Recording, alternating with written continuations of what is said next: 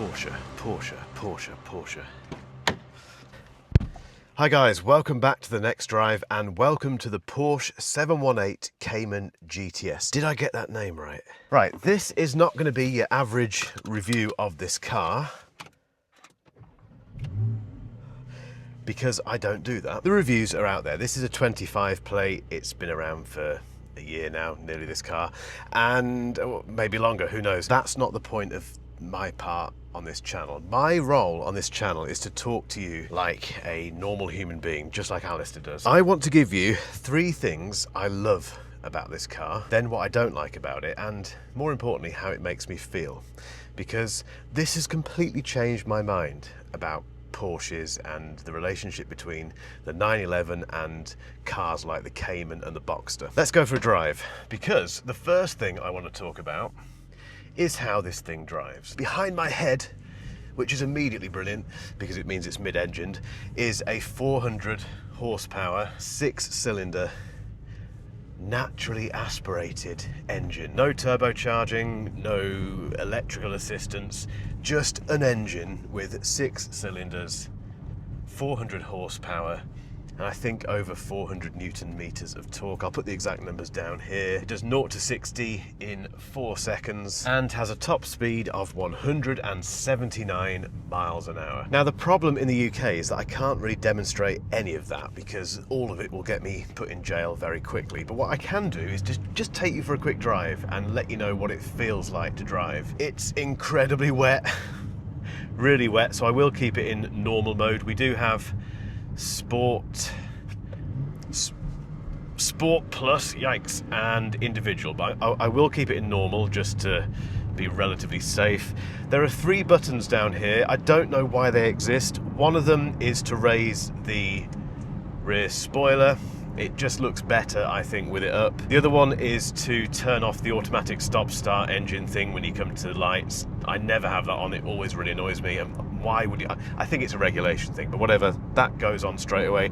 The other one that is always on and should always be on is the loud exhaust. Press that button, it gets louder. There is some other stuff here. You can turn traction control off, which I'm not going to do, and you can put it in sport.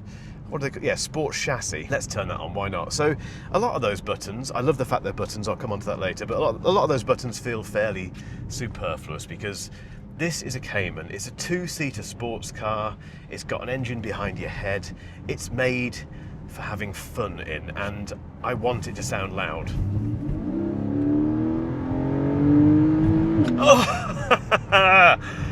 Oh, both Alistair and myself make noises when we put our foot down in cars. I don't think we're alone in that. It makes us laugh immediately. Apologies.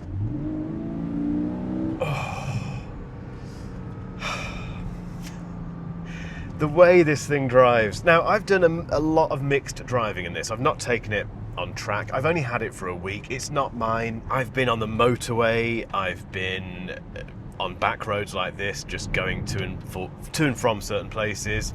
I've done the shopping in it. I've gone to Tesco's in it. I haven't taken my son to nursery because it does have Isofix actually in the passenger seat, but I'm not doing that. I've done normal stuff apart from the kid thing, so I have done normal things, normal-ish things in this car. I'll come on to what it's like on a motorway in a moment, because that's one of the other things that I like about it. But in terms of back road driving, firstly, if you've never driven, let me just put the heated steering wheel on, nice. If you've never driven a Porsche before, and by that I mean a Porsche like this, a proper 2-seater sports car Porsche, you may not be aware that immediately, as soon as you sit in it, the driving position is perfect. It's absolutely perfect. The gear shift, this isn't a manual, by the way, this is a PDK 7-speed, but regardless, the shift stick is just perfect. You rest your elbow there, you put your arm there, bosh. The seating position, in terms of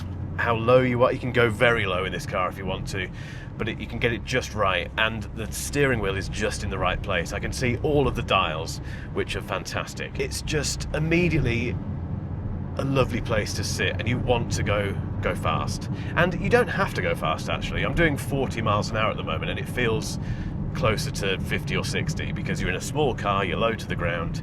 It's just exciting immediately. Then you've got the fact that the engine is just there, so it's mid-engined, and I've only driven a few mid-engine cars here and there in my lifetime, but I've always remembered whenever I've driven one that they feel so natural, so planted and relatively safe, because the centre, the weighting is all pretty much central, so you don't have any great big engine in the back kicking the back end out and anything in the front just slowing you down, basically. It feels like the perfect location for the engine, and you can really feel it.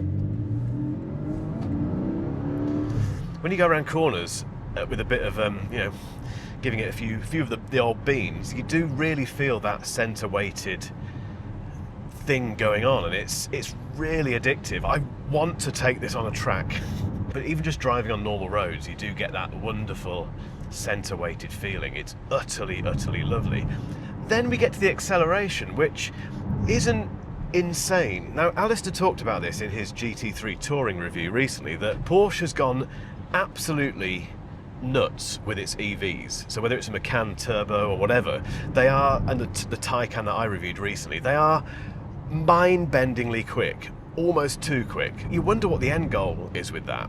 And my worry has always been, you get used to that ferocious ferocious but silent EV performance, to the point where a normally aspirated car with a normal engine isn't as exciting or doesn't feel as powerful anymore. The good news, if you're worried about that, if you've had an EV for a while, perhaps you're going from a Taycan to this perhaps, I can say with absolute certainty you've got nothing to worry about, because this car with 400 horsepower is enough, and it feels so quick. And because it's normally aspirated, because we don't have a turbo waiting to spool up or anything like that, you've got total control over that power, and you know when it's coming in. It doesn't suddenly hit you in the back of the neck. It's progressive in the most enjoyable way and most controllable way as well, and it does feel really quick. When you open this thing up, it redlines at 8,000 RPM, I think, or just under, is it? Just under 8,000 RPM. It's...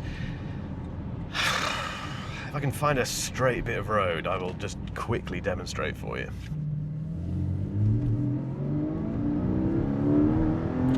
And the noise! I don't think Porsche is doing any kind of trickery with audio in the car. Some cars have a bit of assistance, shall we say, from the speakers inside the cabin when it comes to making an engine sound. I think all of that is just coming from this engine behind me.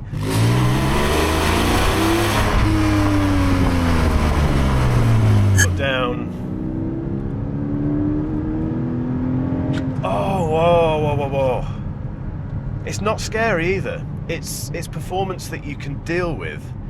It doesn't scare the what out of you. It's enough.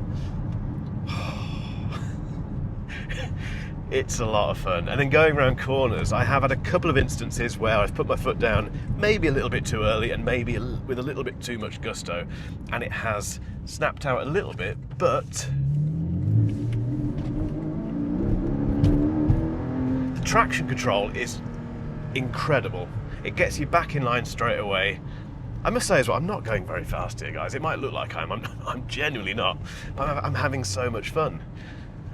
And on these clear country roads, it's just so at home. It's so... So that's number one. The driving experience when you put your foot down and have fun is incredible. The second thing I love about it, this is a very good example of it, is once you get into normal driving, where you get stuck behind people and you're on roads which aren't very well looked after, they're a bit bumpy and whatever, it's comfortable. It's stiff, don't get me wrong, and if I take it out of sports chassis, so chassis is now normal, it's very stiff. Why is this person just stopping in front of me? Oh, there's a dog in the road. Ooh, okay, there's a dog. Hopefully this woman's going to save the dog. Maybe I'll have to save the dog. I've done this before. We need a happy ending here. I'm going to save the dog. 2 people after him now. I think all the traffic is slowing down. Let's all put our hazards on. Let's do the right thing here. She got him. Yes, she's... Oh, no, don't run away, don't run away. Oh, no, he's back out again. The dog has been saved. I think they've got him into a house, I think. I bet you didn't expect this on a Porsche Cayman review. Yeah, they've got him. Whew. Anyway, as I was saying, if you take this car on a fairly normal drive, so whether that be on a motorway, I've done loads of motorway driving this, but on a motorway or through a country road like this where it's very slow going and the road isn't particularly well surfaced, it's still really comfortable. It seems to meld between being this out and out sports car that just wants to go as fast as it can, and being a really comfortable daily driver, which I did not expect. As soon as I got in this, I thought, well, this is going to be so much fun, but it's going to be a pain to do all the driving that I need to do this week. It's been such a good companion. The cabin is so quiet. It's such a, I mean, it's Porsche. It's 2026. Porsche make beautifully made cars.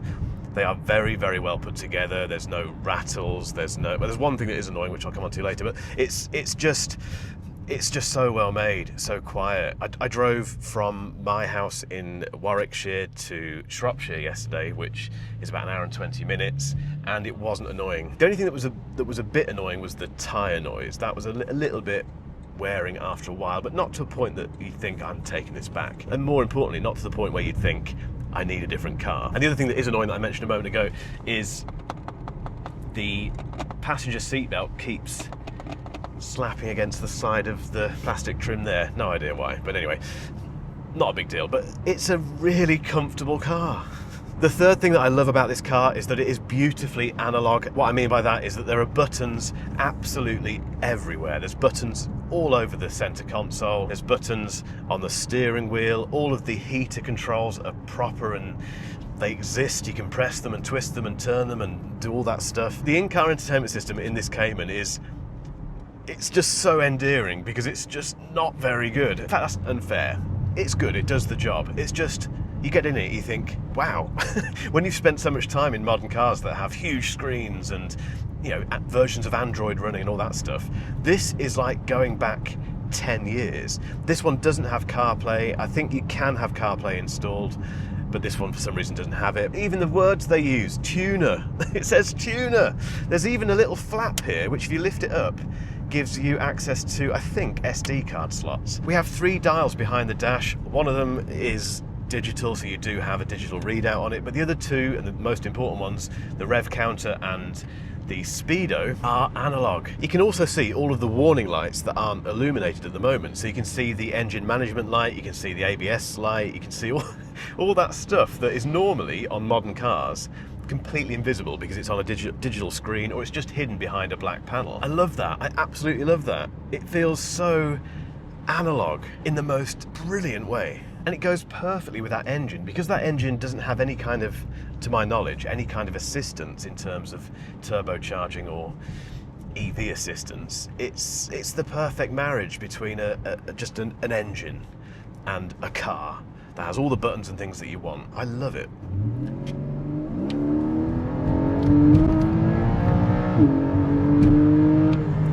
Oh my word!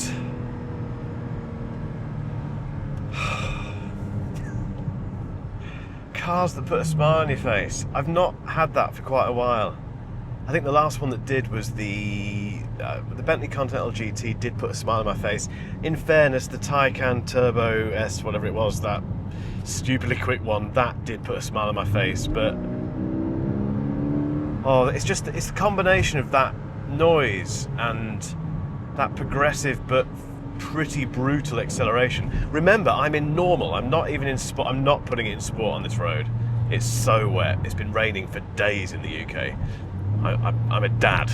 I'm 45. I don't want to kill myself. But that said, I mean, I think you'd have to really push this thing. Don't, please. And the road is terrible. This is an awful road. There's so many potholes and things, and it's dealing with them just so well. Oh. Amazing car. Right, let's get out of this thing and show you around. Let's have a look at this exterior. Yes, it is January. I'm wearing shorts and a t-shirt. No idea why. Don't leave the key in there, Mark. Could be a very bad day. Here's the Cayman. 718 Cayman GTS. No mistaking what it is. And from the back, again, with the spoiler up, I think that's the look. If you look at it from a side profile as well, I just think it gives it that extra thing. If I put the spoiler down, press the button, won't go down, but who cares? I think it looks better. It's also incredibly dirty. It's January in the UK, like I say, so the roads are absolutely horrendous, but I think it looks good dirty. I think the wheels look great dirty. They're big, they're 20 inches. I love the design. I think whoever spec'd this car got it right. They've got P0s on them. But this is a good looking car.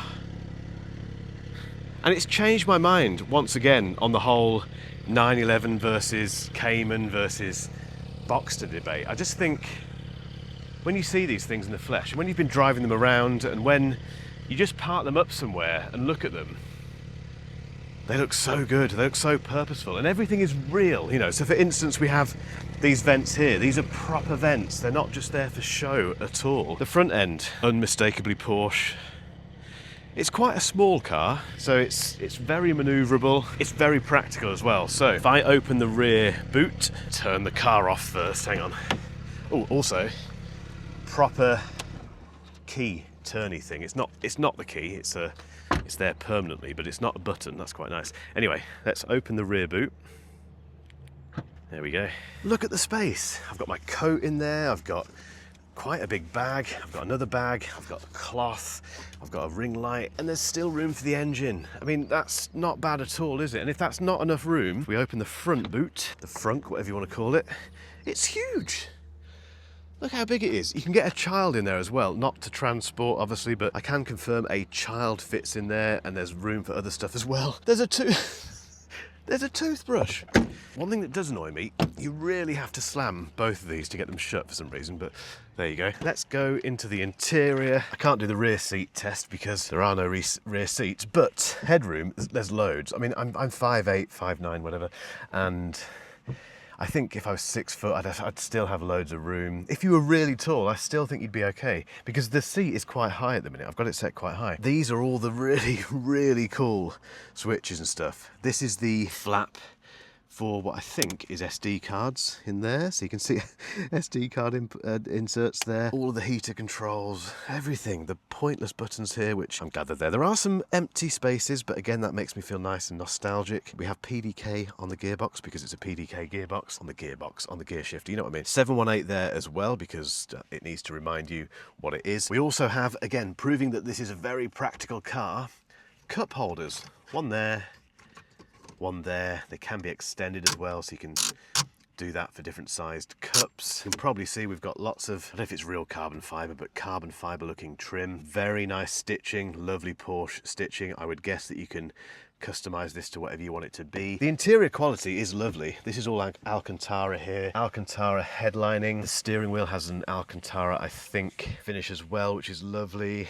It's such a lovely place to be. Now to make this a balanced review and tell you the things that I don't like about the Cayman. The first thing is that in-car entertainment system. I'm very attracted to it because I'm 45 and I'm a child of the 80s and 90s. There's nostalgia there. I think it might get a bit annoying. You'd have to spec it with CarPlay. There's no choice there. You would have to put CarPlay into this because you would get fed up with the sat-nav, which is not very good. Second thing is the annoying seatbelt noise, which I'm sure you could probably sort out. The third thing I need to demonstrate is that there's not really anywhere to put your keys. The most obvious place normally to put your keys is somewhere here or somewhere here. There's nowhere here to put your keys. There is this, but it's not really big enough, and you know, my house keys, that's a bit annoying. Oh, turn off the automatic stop-start. I did make some other notes. What else? Oh yeah, the boots need a proper slam to be shut. What else don't I like? There must be something else I don't like about this car. Oh, the stereo is great, by the way. The Bose stereo in this one, which I guess is an option, is superb. But going back to the things that I don't like about it, that's it. Which brings me to the way this thing makes me feel. And it makes me feel two things. The first one is that it has completely re-engineered my thoughts about Porsches and the whole 911 or Cayman or Boxster thing. I've always thought that to get a proper Porsche, if you want a proper Porsche, you just need to get a 911. This is the first time I've driven a non-911 Porsche and thought I could own this. and I think I could aspire to own this, which is the important thing. If I bought this, I would be so thrilled to drive it whenever I drove. It does bottom out occasionally. Whenever I drive it, or whatever I did with it, whether it be a weekend toy or whatever, which it would have to be, I would be so proud of it. I'd love it. I would enjoy it. It's hard to explain, but I just thought you'd always have this nagging thing at the back of your mind that you should be getting a 911. It's completely changed my mind on that. The second thing this has made me feel is, I've used this word quite a lot in this review, nostalgic, in a really nice way, but also it makes me think about the current world. And I will open up to you a bit now, guys. I'm struggling a bit at the moment with modern life, with AI, with this world where nothing is impressive anymore. You know, you think, oh, that would be great to be able to do that, and then you realise that you can just do it with AI. I'm a child of the 80s and 90s, and I remember being impressed by the internet when I'm still impressed by the internet. AI is unbelievable. The things that you can do with that is just mind-boggling for me, but I know that my son's generation won't have that same wonderment about it because it's always been there for them. I deeply hate what AI is doing to creativity, or potentially doing to creativity. The idea that you can just type a sentence in and have a song, or have a piece of art, or a video, whatever it might be, removes any skill from it. It creates this world where you can just type things into a text box and make stuff. We use AI in this business for all sorts of things, but it's always to speed things up and to make production a bit quicker. It's not to replace creativity or the human element. I've stopped watching and listening to interviews with people who know their onions when it comes to AI, because it's frightening. So to get into this car and have analog buttons and have a slightly old-fashioned stereo, even calling it a stereo, having proper analog dials, having the engine with no assistance, just petrol and air and, you know, noise and pistons. It's made me feel so I'm really longing for the things that I felt back in, like I say, in the 90s, before things started to just get too good and too perfect and boring, really boring. This is the most unboring car ever. It's really well priced. Let's look at the specs very quickly. When I say specs, I mean the pricing and what this one costs. So the base price for the 718 Cayman GTS is £75,300 in the UK. This one has got some options. So it's got the Carmine red paintwork. That's just over 1,800 quid. The GTS interior package, 1,300 quid. The adaptive sports seats, which are lovely, 2 grand. Isofix, 140 quid. Park assist, 500 quid. Brings the total to 88,514 quid, which I think for this car is actually all right. It's attainable. It doesn't break that 100 grand barrier that the 911 sits in. I'm tempted to look at old Caymans now, just to work my way into Porsche ownership. Guys, let me know what you think about this car. If you're thinking about buying it, whatever you're thinking about doing, or you're just admiring it, get involved in the comments. And if you haven't subscribed yet, but you're enjoying these videos, you know what to do. And please do tell your mates. We've got so many exciting reviews coming up, not just of Porsches and sports cars. We've got some normal, practical, everyday cars coming up as well, things that you may actually want to buy. I'm off to enjoy the last few hours that I've got with this car. See you in the next one. Cheers. Oh, and I completely forgot to mention earlier that on that long run between here and Shropshire, it did 32 miles to the gallon. 32! What more reason do you need to buy this?